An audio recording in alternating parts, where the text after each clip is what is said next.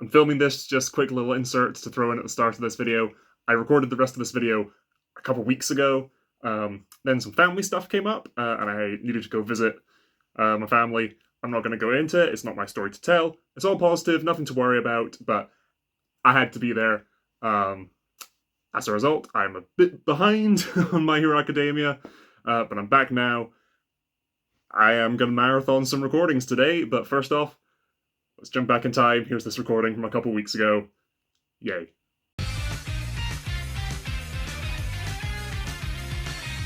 Hello, everyone out there on the internet. I'm Jack of all trades, and we're here for Boku no Hero Academia, My Hero Academia. This is Season 7, Episode 10. It's been 2 weeks. They did a little sort of mid-season hiatus, give a little break, one week off. A good chunk of the season so far has been this big climactic confrontation of the heroes and the villains. We've divided up the villain forces. We're sort of trying to take them all out individually at different locations. Dabi is down. Toga is still fighting. She is isolated on an island. Sadman's Parade is still on the table. Deku has just left. He's on his way to Shigaraki, where he's meant to be. The plan was for him to be at that location, fighting in the floating coffin in the sky. But Toga fucked that up, so now he's late to that fight. All for One is fighting Hawks, Endeavor, Tokiyami, and Jiro. And some other forces with All for One down on the ground, fighting some other heroes down on the ground, and some other students as well. Based on the title, Wounded Hero Burning Bright and True, that's probably going to be Endeavor. He is currently wounded, and he burns things. Yeah, seems simple enough. I imagine he's going to get in on this fight. Again, I'm worried for Jiro and Tokiyami, who both sustained fairly major injuries. Jiro explicitly, one of the earphone jacks is just gone. Just that is gone. Tokiyami was coughing blood, no visible external injury. I mean, he's wearing black, he's wrapped in the cloak and has dark shadow as well. But so far, no visible injury. It's something internal that's been damaged with him. Let's see how they do. I don't think they're gonna... I think those two are safe. We're not gonna lose either of them. Again, this show isn't the kind of show that's gonna torture children, Eri notwithstanding. So, let's just dive on in, I think. All for One could very much lose this fight, I think, if Endeavor's getting back up. Which the title seems to imply, so 3, 2, 1, play.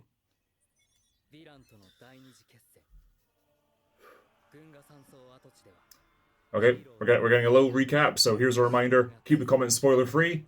In terms of my familiarity with the series, I have watched the entire anime up to this episode, of course. I have read the entire manga up to the end of chapter 328, which is the end of volume 33. I have seen the first 3 My Hero Academia movies. I have read the Ultra Analysis guidebook. I have read the first 6 volumes of the light novel series My Hero Academia School Briefs. And I have read all 15 volumes of the prequel spin-off series My Hero Academia Vigilantes, which was great. That is everything I know. That is what I'm going to be drawing from in my reaction, so possible spoilers for any of that content, which also means that is all fair game for you to discuss in the comments down below.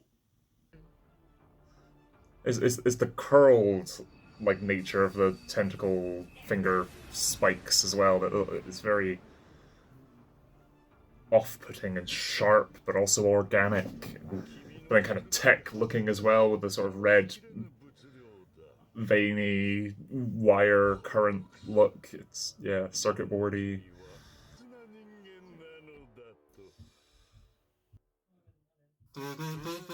Oh, new OP. Okay. Oh, toggling through the different outfits. Okay, even Deku's, disguise. Okay, we're focusing a lot on Deku and Shigaraki with this opening. Okay. So I assume Deku is going to get to the coffin in the sky then in this arc, and we're going to have that fight. Ooh, All for One.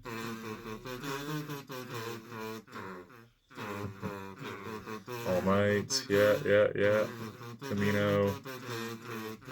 You two can be a hero, that smile. Toga and Oshako both getting, focus at the same point in, the flow of the song in the previous OP and this OP. It's spinner. There's a bit on the Todoroki family. Cool. Shoji without the mask. Okay. Lemillion. Death Arms. Sad Man's Parade. Stage, maybe?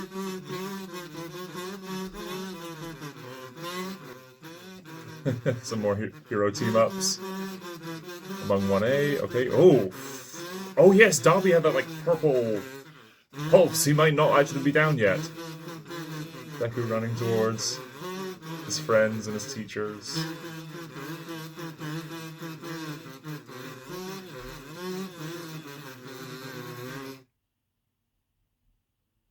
Okay. I feel like there's a good bit to read into on that OP, but I'm not going to go back and rewatch it until next episode. Come on, Jiro.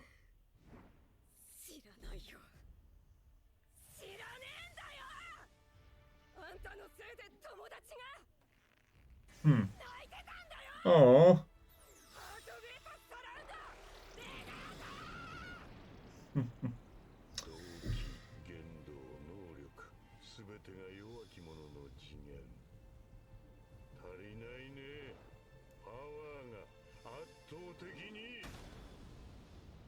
Oh.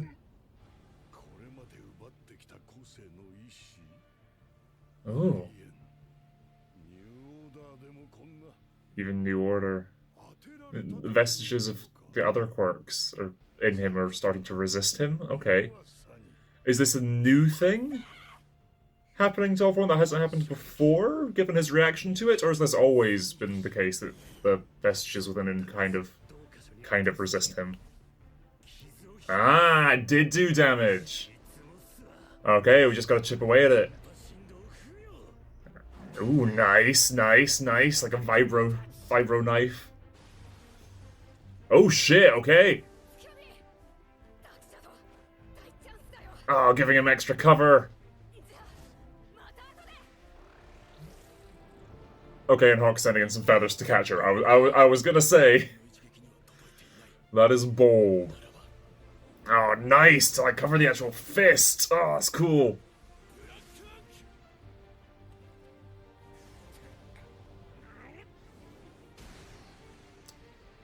Nice.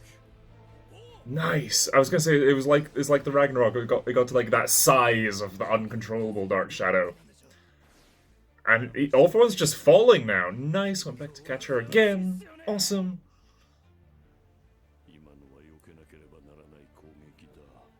But yeah, the vestiges holding him back is throwing me a bit.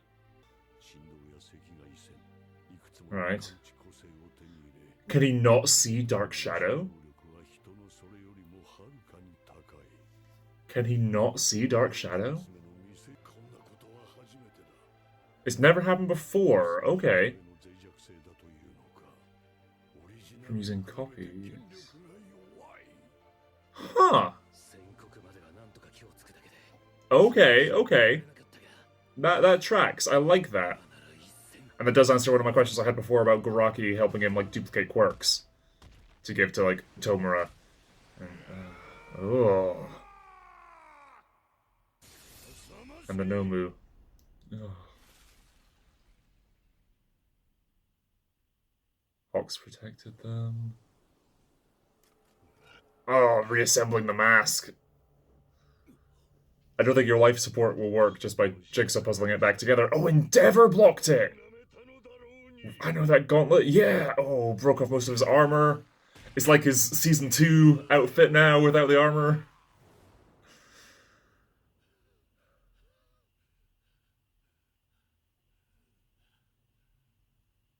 In his UA outfit.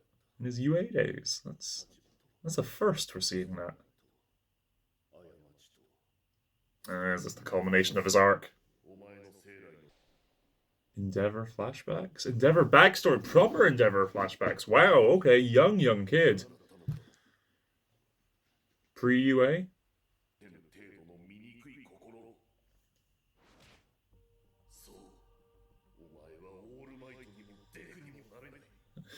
Or even Deku. Ah, and that gives him the... Oh, that's good. Visually, this is a great sequence. I say that right before the sparks, and the frame rate was kind of low on those. nitpicking.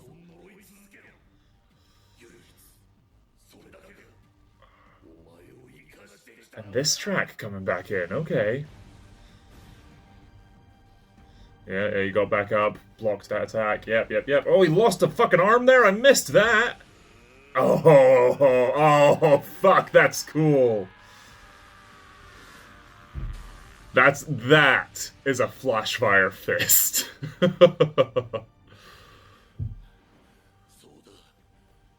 Yeah. And that also simultaneously cauterized that wound, you know. Oh, wow, he's disheveled. Never seen him look like that. Specifically the hair like that. That barrier was very visually familiar. It was more glitchy looking, but it reminds me of 10 Kais from the Shiei Saigai. I'm probably getting that name wrong, but that's what I mean. Yeah. He said that before. That's a callback to his fight with All Might. And yeah, Hawk's helping him, like in the fight with Hood. Cool. This is feeling pretty culminative. If that's... yeah. But then dropping the same lines he did in the fight with All Might, which was paralleled in, like, the fight with Hood and everything as well. Endeavor and Hawks teaming up in the same way. But it's also Hawks' like intern helping out in the fight as well, Tokuyami.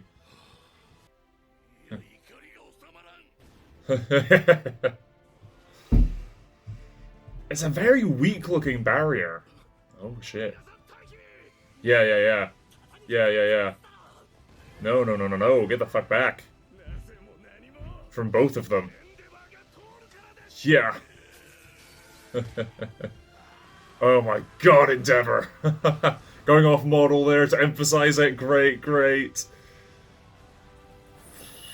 Fuck the local wildlife, but damn. Yeah. Oh, fuck! Really? Oh, okay, I thought that was just fucking disintegrated his hand there. But wow, still. I think he's losing this fight. I think All for One's out. Yeah, get him away from everyone, up in the air, just like Hood.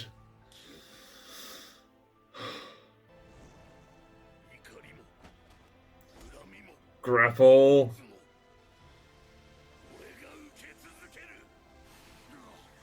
There we go. Nice. I like that. Now again, this was enough to kill Hood before. Is it going to be enough to incapacitate All for One, if not kill him? I like to think even some of the villains that are on the ground stopped to watch that. Charred body. Pretty skinny looking as well. Ash, oh my god!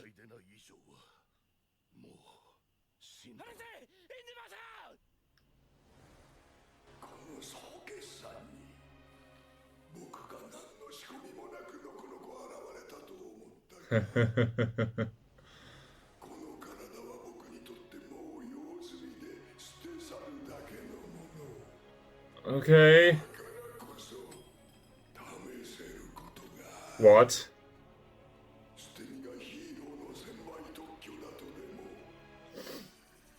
Does he have one of the bullets? Whoa! Ares Rewind? Oh my god.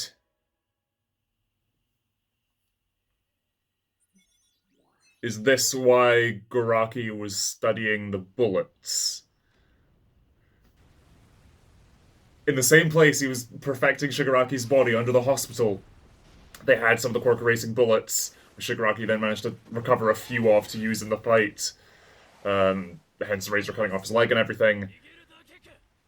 I love him, like, riding it, like, reaching back so he can, like, stand on his own arm. That's fucking great.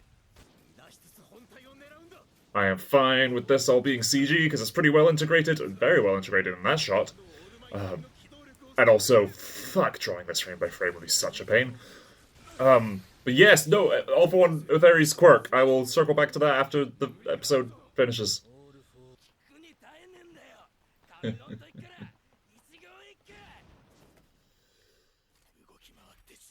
Oh, yeah. That's a full gauntlet-looking tech, that transition there. That's very familiar from the movie. Yeah. Ah, Panzer. Nice. And this is the gear he had on in the previous OP. So is it just blasting little capsules of his sweat? Yeah. Again, Lunch Rush. And that's the most of Lunch Rush's body we've ever seen, I think.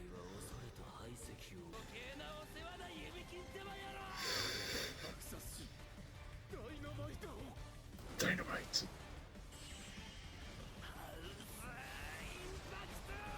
Okay. Cluster as well. Stacking those super moves. Ultimate moves. And now Tomura Shigaraki. Oh, who's videoing this?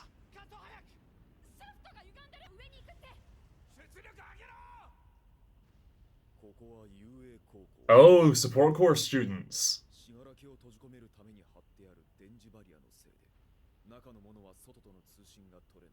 Right. Okay. Sure, nice. And that was the one course not represented yet in this conflict. We've got Shinso from sort of general studies, we've got support course, business studies, and the hero course. Nice. Ooh, yeah. And did that break the barrier at all? Yeah. Yeah, that's a worry.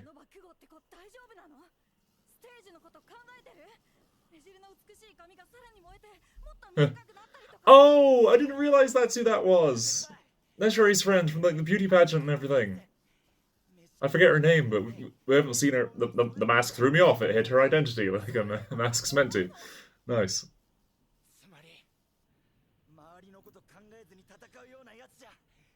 Okay.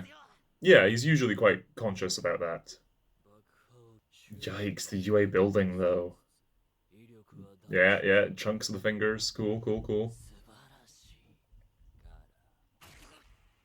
Oh, shit.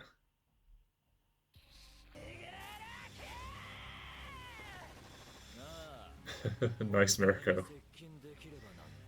I like that we are just basically using guns in this fight. But Bakugo's down an arm. Like, that's not quite the same, but it's comparable to what happened to Mirko's arm, you know? That's rough.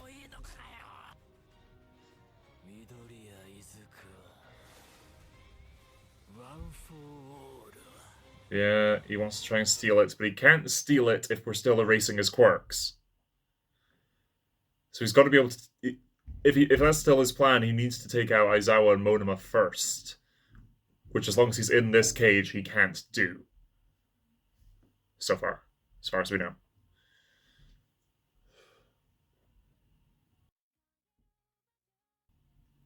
Ooh. Okay.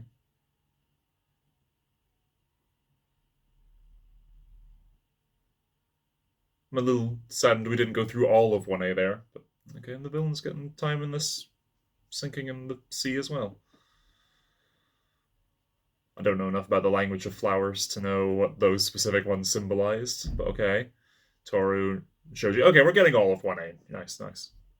Lemillions, the big three as well. Okay, just all the character. Cool, Shuriken! Ah! Shurikumo! Oh, okay. Toru. Shinso and Monoma.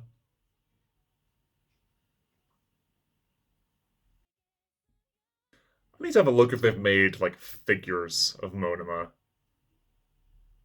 I want one. Oh, compresses twice, and so all Huh. Showing all the villains there. And then Deku hits the bottom of the sea and smiles. Okay. Huh. That was a very nice, pleasant OP. Sorry, ED. It reminds me a bit of Attack on Titan Season 4 Part Two's ED. With it's sort of there's brighter colors. It's sort of a gentler feeling song. That song does sort of kick up a bit though towards the end. In Attack on Titan, and it's sort of Eren looking around at all these colorful visuals. Here, I like the sort of watercolor paintedly texture to the background of it. And then, yeah, it was sort of simple, slow movements and animations for the characters, again, as if they're sort of in water, which is interesting. Maybe the UA coffin in the sky is going to crash down into the ocean? Is the only connection I can think of.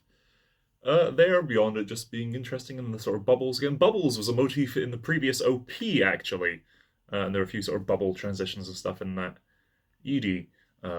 Again, Bubble Girl is the only character I can think of that has any connection with that. And it'd be cool if a fan-made character that was submitted and made it into the series has something to do in this final fight. That'd be cool.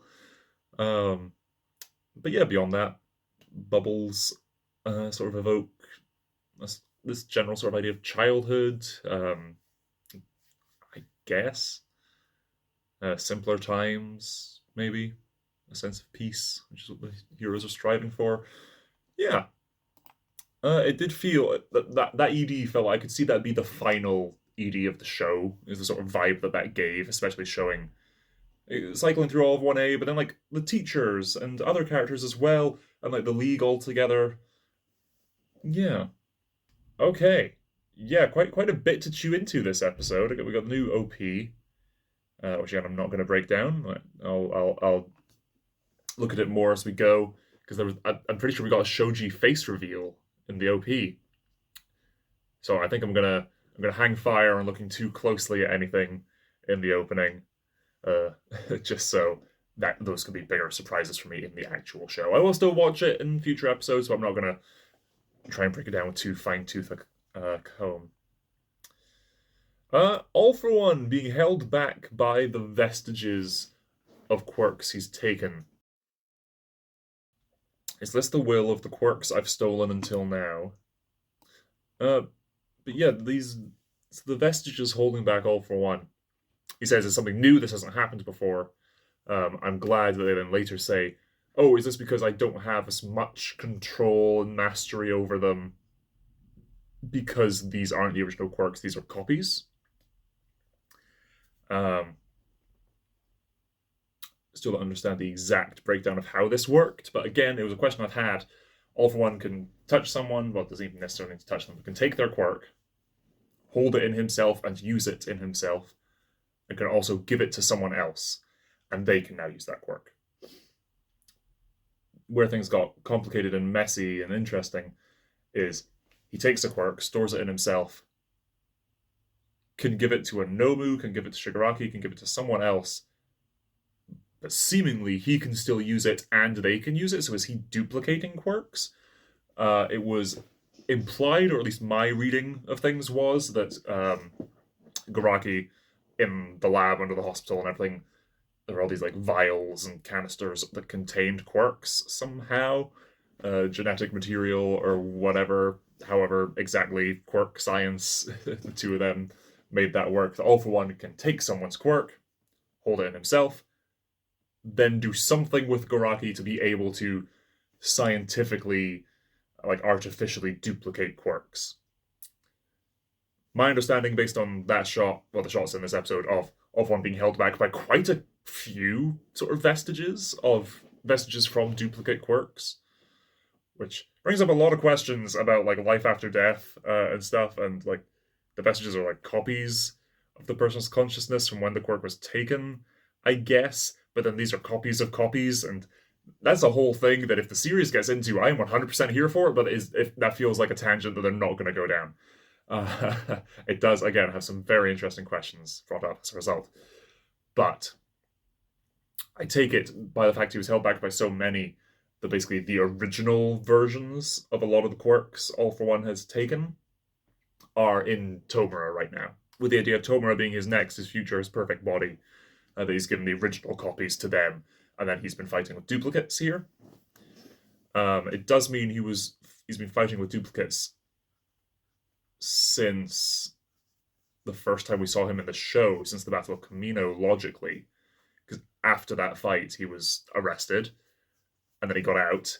But by the time he got out, Garaki was arrested, and his bunker with all his stored up quirks were destroyed.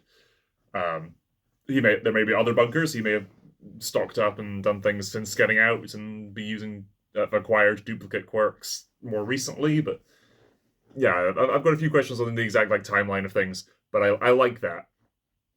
I do feel like it feels a little bit like an ass pull, in that I believe that Hawks and Endeavor would stand a pretty good chance against him.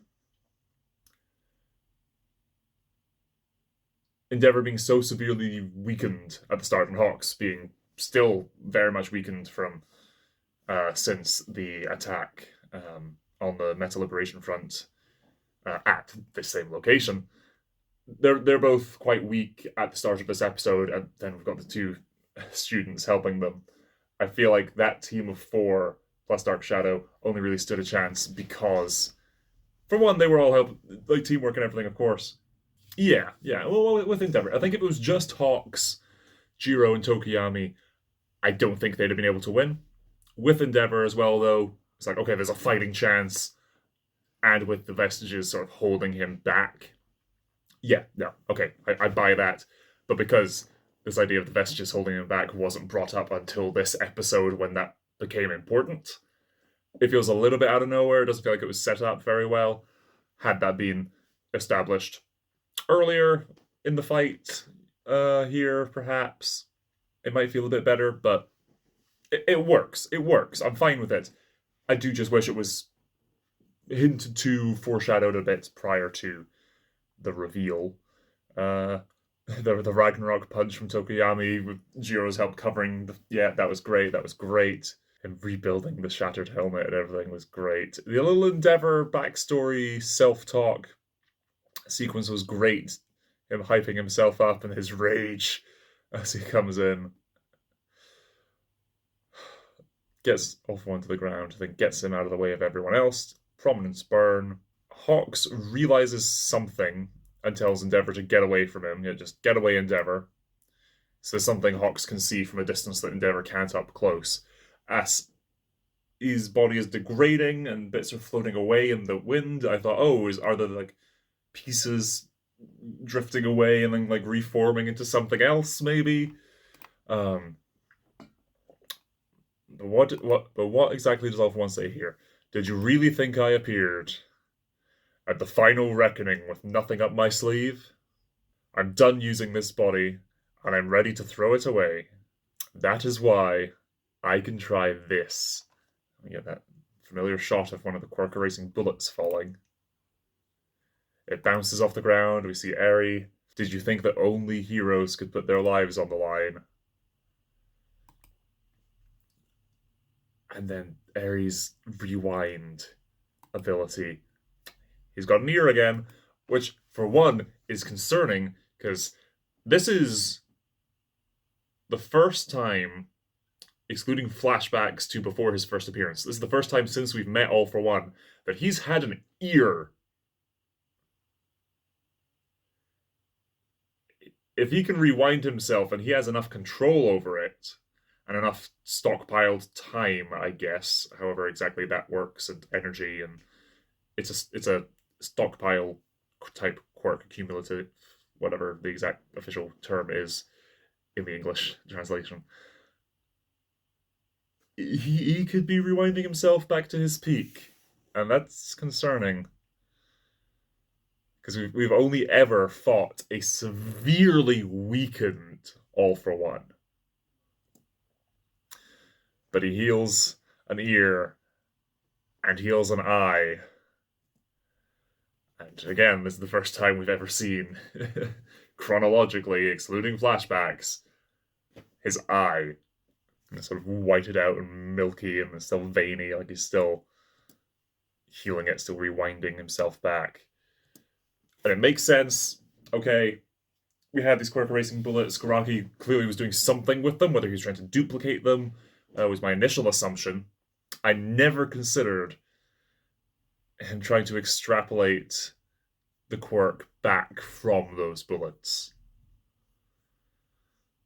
I never thought of that, but that makes complete sense. Like that's a brilliant bit of writing there. It doesn't feel out of nowhere. It's perfectly well set up, but it's still a total surprise, and it makes complete sense. Great, great. Second half of the episode, we cut back to the coffin in the sky.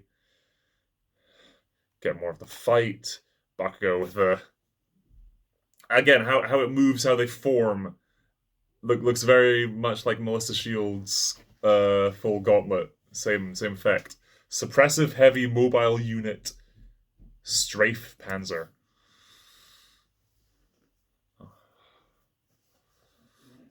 Which, if I were reading the manga for this point, I would very much like to see the little breakdown and notes from Horikoshi as to what exactly this does. Is it just shooting bullets, or is it something to do with his quirk? Is it shooting, again, like I suggested, little capsules of his sweat?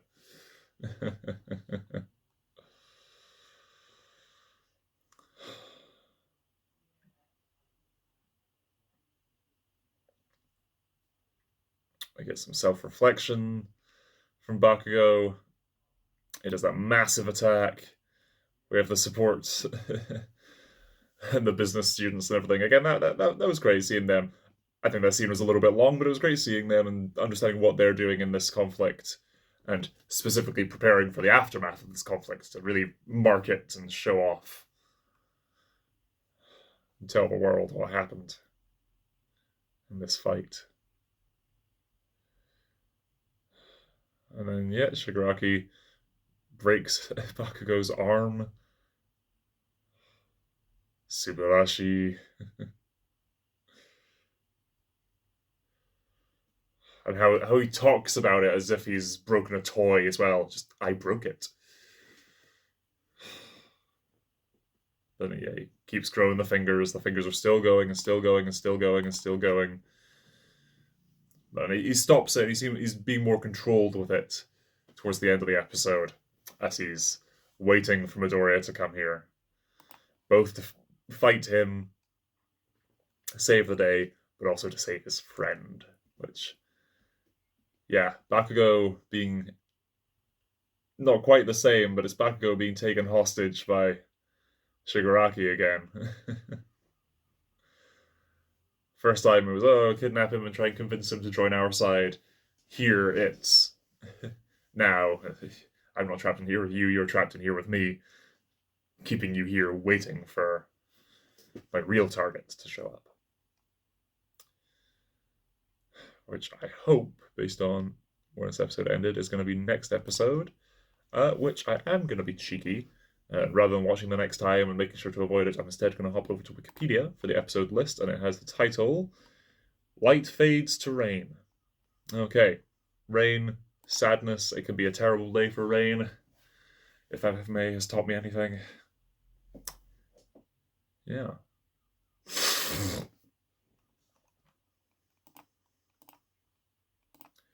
Rain, sadness, depression.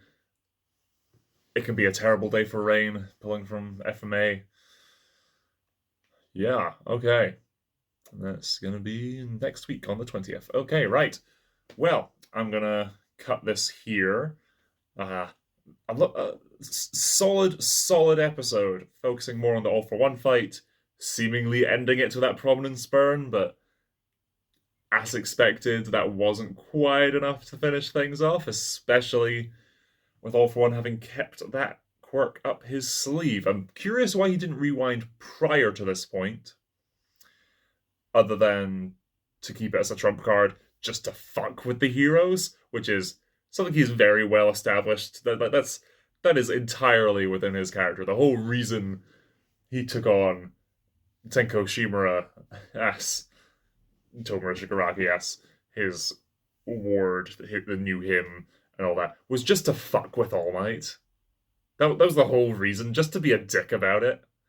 So, yeah, him deliberately not rewinding prior to this point, just to have the surprise, you've given it your all. I'm just getting started. Yeah, that fits. I've been Jack of all trades. Thank you so much for watching, and I'll see you next time for the next episode next week. Until then, bye.